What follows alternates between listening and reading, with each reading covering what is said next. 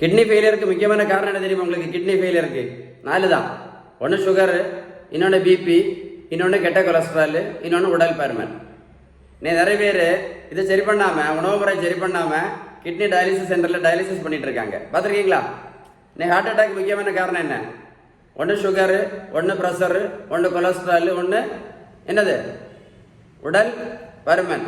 பக்கவாதத்துக்கு காரணம் என்ன? இன்னைக்கு சுகர், பிபி, கொலஸ்ட்ரால், உடல் பருமன். கரெக்டா?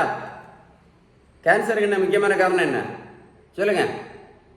சுகரும் உடல் பருமனும் தான். சுகர் அண்ட் உடல் பருமன் தான் என்ன கேன்சருக்கு முக்கியமான காரணம். ஃபேட்டி லிவர், பித்தப்பையில கல்லுக்கு முக்கியமான காரணம் என்ன? என்ன? சுகரு, ப்ரெஷரு, கொலஸ்ட்ராலு, உடல் பருமன். கரெக்டு தானே? கரெக்டா? அதனால இந்த பிரச்சனைலாம் வந்த பிறகு நீங்கள் வெயிட்டு குறைக்க போறீங்களா, இல்லை பிரச்சனை வரக்கு முன்னாடி வெயிட்டு குறைக்க போறீங்களா, நீங்களே முடிவு பண்ணிக்கிடுங்க. வேற ஒன்றும் இல்லை. வெயிட்டை குறைக்காம யாருமே இந்த உலகத்துல தப்புனதே கிடையாது. நான் இப்போ சொன்ன விஷயத்துல வெயிட்டை குறைக்காமல் யாருமே இந்த உலகத்துல தப்புனதே கிடையாது.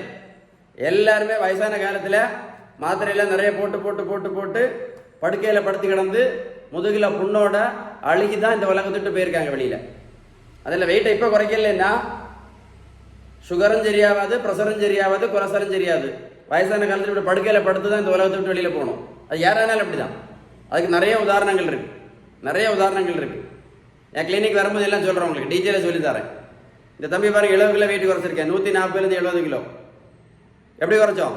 ப்ரோட்டீன் பவுடர் கிடையாது, மாத்திரை கிடையாது, ஜூஸ் கிடையாது, ஊசி கிடையாது, ரோட்டில் போய் ஓட வேண்டிய அவசியமும் கிடையாது.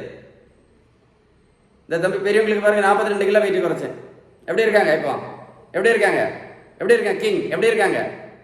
ஒரு 15 மாத்திரை சாப்பிட்டுட்டு இருந்தாங்க. அப்புறம் இன்சுலின் வேற போட்டுட்டு இருந்தாங்க.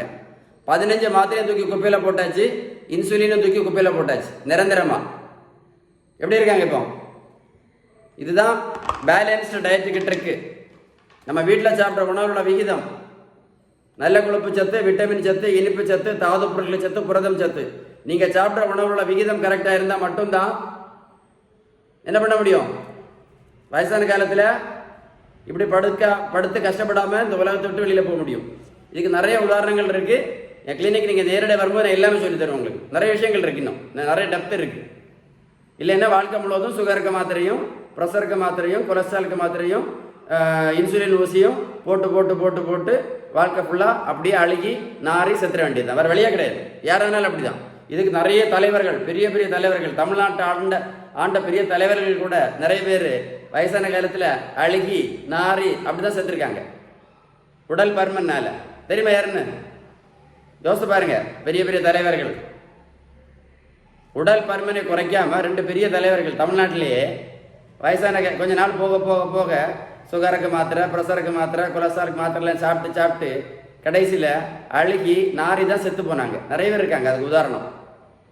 அதனால சொல்கிறேன், உடல் பருமனை உடனே குறைச்சி விடுங்கள். சரியா? உங்களுக்கு பேலன்ஸ்டு டயட். இன்னும் எதிர்பாராத மரணம். காரணம் என்ன? உடல் பருமன்.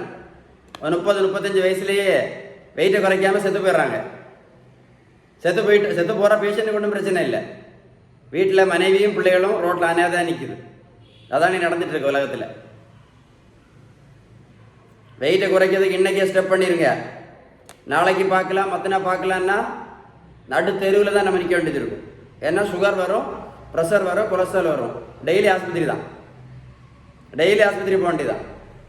ஒரு நாள் கண்ணன் டாக்டரை பார்க்க போகணும், ஒரு நாள் ராமன் டாக்டரை பார்க்க போகணும், ஒரு நாள் சதீஷ் டாக்டரை பார்க்க போகணும், ஒரு நாள் வேற பார்க்க போகணும். உங்கள் ஏதோ பேர் வச்சுக்கிடுங்க. இவங்களை பார்த்துட்டு வாழ்க்கையை ஓட்டிட வேண்டியது தான்.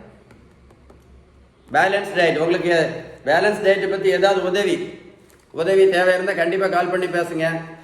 நிறைய பேர் ஒன்றுக்கும் பிரயோஜனம் இல்லாத வீடியோஸ் எல்லாம் ஷேர் பண்ணுறீங்க. அப்படி தானே? ஒன்றுக்குமே யூஸ்லெஸ் வீடியோஸ் எல்லாம் ஷேர் பண்ணுறீங்க. இந்த வீடியோ ஷேர் பண்ணுங்க. இந்த வீடியோ ஷேர் பண்ணீங்கன்னா யாருக்காவது யூஸ்ஃபுல்லாக இருக்கும். கரெக்டாக இல்லையா? Stay tune.